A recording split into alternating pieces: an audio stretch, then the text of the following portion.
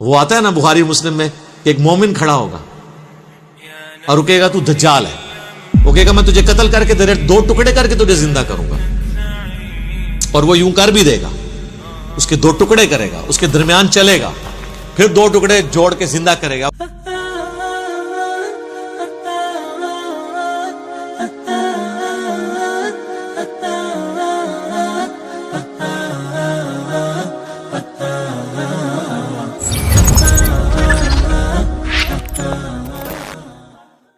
صحیح بخاری اور مسلم دونوں میں حدیث موجود ہے کہ نبی علیہ السلام نے فرمایا کہ جب دجال مدینہ شریف کی طرف آئے گا تو اس وقت مدینہ کے 7 دروازے ہوں گے، ہر دروازے کے اوپر 2 فرشتے مقرر ہوں گے جو حفاظت کریں گے، اسے مدینے میں داخل نہیں ہونے دیں گے حتیٰ کہ وہ احد پہاڑ کے پیچھے جا کے اپنا قیام کرے گا، اور پھر فرشتے اسے شام کی طرف ہانک دیں گے۔ اور صحیح مسلم میں حدیث ہے کہ مکے اور مدینے کے سوا ہر جگہ وہ داخل ہوگا، مکے اور مدینہ اس کے لیے حرام ہوگا۔ تو واقعی اب یہ تو احادیث موجود ہیں، بالکل یہ ہمارا عقیدہ ہے کہ مکہ اور مدینے کی حفاظت ہوگی۔ بخاری اور مسلم دونوں میں حدیث ہے کہ دین قرب قیامت میں مدینے میں آ جائے گا، اور مسلم میں ایک حدیث میں الفاظ ہیں 2 مساجد میں آ جائے گا، حرم مکہ اور حرم مدینہ۔ ویسے یہ بات ٹھیک ہو گئی ہے کیونکہ حضور کے زمانے میں جو مکہ تھا نا، وہ اس وقت سارے کا سارا مکہ شریف کی مسجد میں آ چکا ہے، اتنی توسیع ہو گئی ہے۔ اور نبی علیہ السلام کے زمانے میں جتنا مدینہ شریف ایز اے سٹی تھا نا، وہ اب سارے کا سارا مسجد نبی میں آ چکا ہے۔ مسجد نبی اتنی بڑی ہے، تو جو حضور علیہ السلام نے فرمایا نا کہ 2 مسجدوں میں واپس آ جائے گا، یعنی ادھر لوگ پناہ کے لیے آئیں گے جیسا کہ سانپ اپنے بل میں واپس آتا ہے حفاظت کے لیے۔ اس میں حضور نے ایمان کو سانپ سے تشبیہ نہیں دی، بلکہ ایمان بچانے کے عمل کو سانپ کے عمل سے تشبیہ دی ہے، جس طرح سانپ اپنے آپ کو بچانے کے لیے بل میں آ کے اپنی حفاظت کرتا ہے۔ تو یہ واضح احادیث ہیں کہ دجال مکہ مدینے میں داخل نہیں ہوگا، بخاری مسلم کی ہے۔ اب یہ جو حدیث ہے نا، یہ بڑے لوگوں کو پریشان کرتی ہے کہ دوسری طرف بخاری مسلم میں ہے کہ نبی علیہ السلام فرماتے ہیں کہ میں نے ایک خواب دیکھا جس میں مجھے ایک بڑا خوبصورت شخص دکھایا گیا جس کے لمبے بال تھے، یعنی زلفیں تھیں، اور اس سے پانی کے قطرے ٹپک رہے تھے، اور وہ 2 شخص کے سہارے ان کے کندھے پہ ہاتھ رکھا ہوا طواف کعبہ کر رہا تھا۔ تو مجھے پوچھنے پہ فرشتوں نے بتایا کہ یہ مسیح ہیں، عیسیٰ ابن مریم، اور یہ حضور کو خواب دکھایا جا رہا تھا۔ تو ظاہر ہے کہ خواب تو وحی الہی ہے۔ سورہ صافات میں حضرت ابراہیم علیہ السلام کو جو اللہ نے خواب دکھایا تھا وہ وحی الہی تھا، اس لیے تو انہوں نے اتنی بڑی ایکٹیویٹی پرفارم کرنے کے لیے تیار ہو گئے، بیٹے کو ذبح کرنے کے لیے۔ اور بخاری مسلم دونوں میں حدیث ہے کہ خواب نبوت کا 46واں حصہ ہے، یعنی نبیوں کی وحی کا ذریعہ جو ہے، نبیوں کے خواب تو سچے ہوتے ہیں۔ اور پھر نبی صلی اللہ علیہ وآلہ وسلم فرماتے ہیں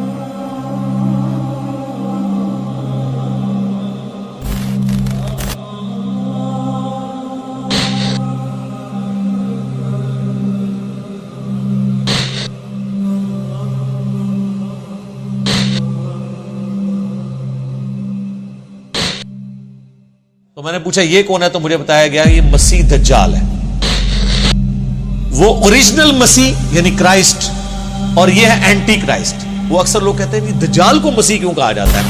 مسیح تو حضرت عیسیٰ ہے، اور سر ان کو جھوٹا مسیح کہا جاتا ہے، دجال کو، اس کو مسیح نہیں کہا جاتا، مسیح الدجال، جعلی مسیح، اور یہ ہے عیسیٰ ابن مریم مسیح، اصلی مسیح۔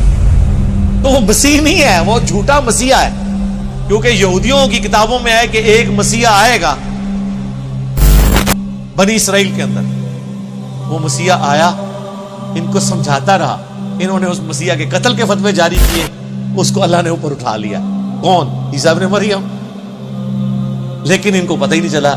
اب جب وہ دجال آئے گا نا، وہ کہیں گے اچھا یہ ہے ہمارا مسیحا، تو وہ دھوکہ کھا کے اس دجال کو عیسیٰ ابن مریم کی جگہ مسیح مان لیں گے اپنا۔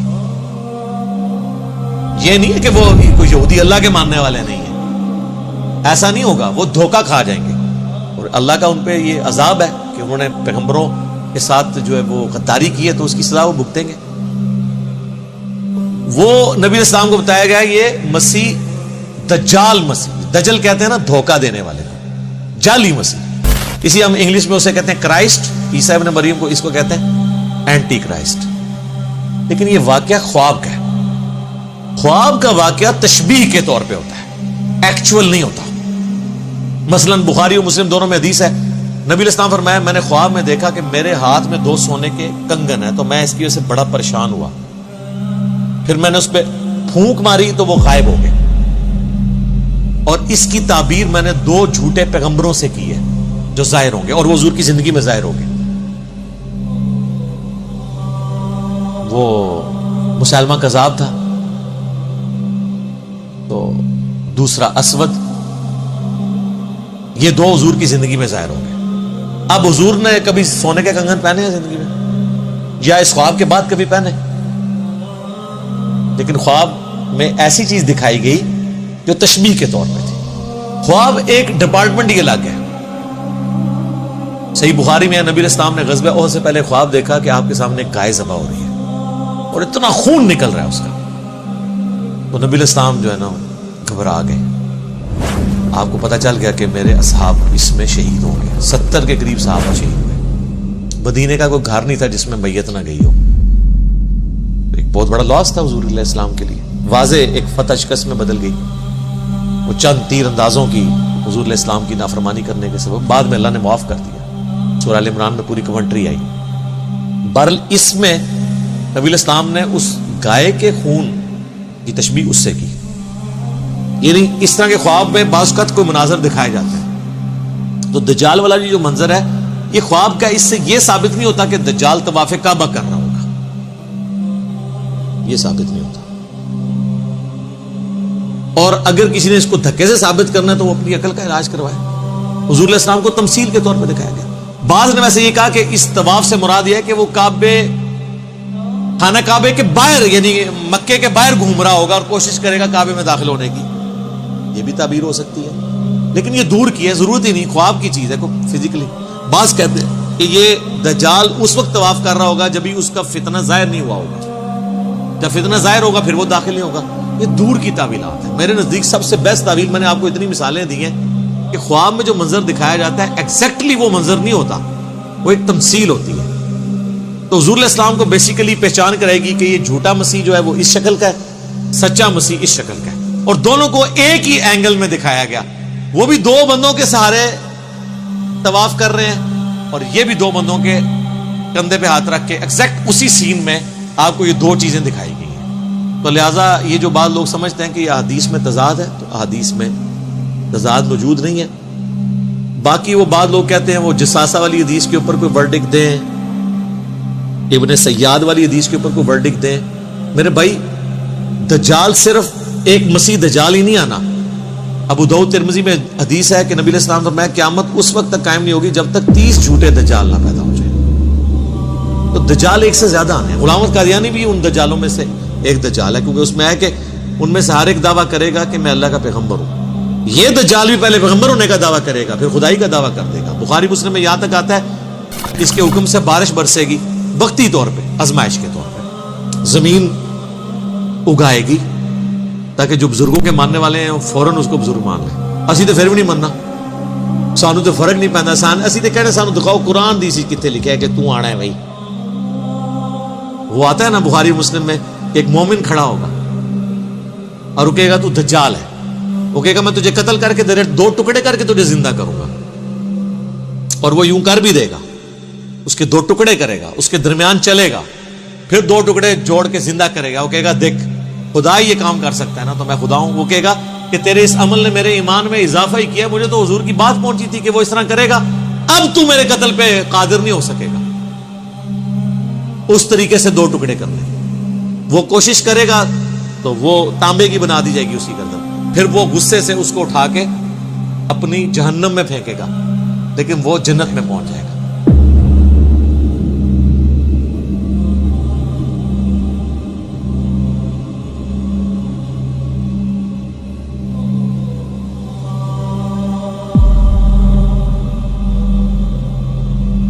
یعنی موت اس کو آ جائے گی. اور نبی صاحب فرمایا وہ اس زمانے کا سب سے بہترین شہید ہوگا, سید الشہداء ہوگا نا. جو المستدرک علاقے میں کہ سید الشہداء حمزہ ابن عبد المطلب ہے, یا وہ شخص بھی سید الشہداء ہے جو جابر حکمران کے سامنے کلمہ حق بلند کرے یہاں تک کہ اسے قتل کر دیا جائے.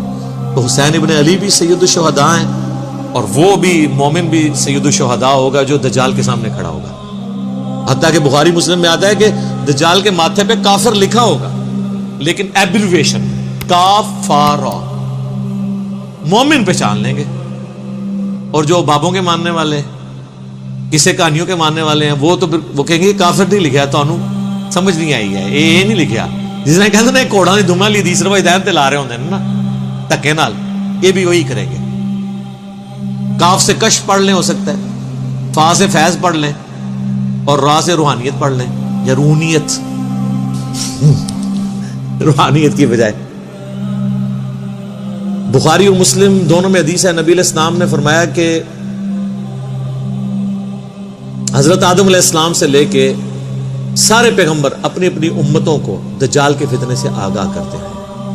اور مسلم میں ایک حدیث ہے کہ قیامت تک جتنے فتنے آئیں گے حضرت آدم علیہ السلام سے لے کے دجال سے بڑا کوئی فتنہ نہیں ہے. ظاہر ہے کہ اللہ کی طرف سے ایک آزمائش ہوگا, تو اللہ تعالیٰ ہمیں محفوظ رکھے اس فتنے سے. اور اس کے لیے بھی صحیح مسلم میں ہے کہ نبی علیہ السلام نے فرمایا کہ جو شخص سورۃ الکہف کی پہلی 10 آیات یاد کر لے گا, اور ایک دوسری حدیث میں مسلم کی آخری 10 آیات کا بھی ذکر ہے, بہرحال پہلی 10 آیات یاد کر لیں تو وہ اس کے دجال کے فتنے سے بچ جائے گا. یہ آیات کوشش کریں روزانہ, نہیں تو ہفتے میں ایک دفعہ تلاوت کر لیں تاکہ یاد رہیں. باقی یہ ویڈیو شیڈیو ریکارڈ کرانا ہے جی دجال نے کدوں آنا ہے, بھائی میں تو نہیں دجال نو کٹ سکتا, جدوں آئے گا دیکھی جائے گی. اور لوگ اس طرح کے ٹاپکس میں بڑا انٹرسٹ, قیامت کی نشانی ہے جی. قیامت کی سب سے بڑی نشانی آج سے 1400 سال پہلے ظاہر ہو چکی ہے, نبی علیہ السلام کی بعثت جی. قرآن میں ذکر ہے اقتربت الساعہ, قریب آ گئی قیامت. وانشق القمر, اور 2 ٹکڑے ہو گیا چاند. اور بخاری مسلم میں ہے کہ نبی علیہ السلام کے زمانے میں چاند 2 ٹکڑے ہوا, اللہ تعالیٰ نے یہ نشانی کے طور پہ دکھائی بات. پھر مسلم شریف کے الفاظ ہیں کہ میں اور قیامت اس طرح ساتھ بھیجے گئے جیسے یہ 2 انگلیاں, شہادت کی انگلی اور درمیان والی.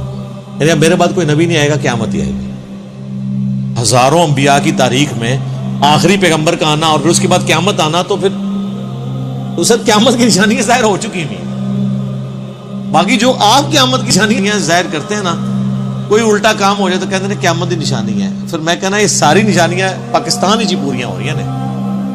باہر دے ملک دے لوگ سکون تھی زندگی گزار رہے ہیں, مہنگائی ہو جائے کہتے ہیں قیامت کی نشانی, بیسک نیڈز پوری نہ ہو قیامت کی نشانی,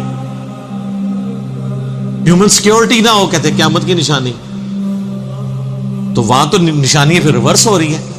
دبئی میں جائیں کوئی ڈاکہ مار کے بتائے, کوئی چوری کرے, 0 پہ کرائم ریٹ لے آئے ہیں وہ, تو وہ تو پھر لگتا ہے قیامت سے بہت دور جا رہے ہیں. اس طرح نہیں قیامت کی نشانی ہوتی. باقی آپ نے ٹسکے لینے کے لیے سننا ہے تو سنتے رہیں. اصل چیز یہ ہے کہ آپ آخرت کی تیاری کریں, ان چکروں میں نہ پڑیں. ٹھیک ہو گئی. جزاکم اللہ.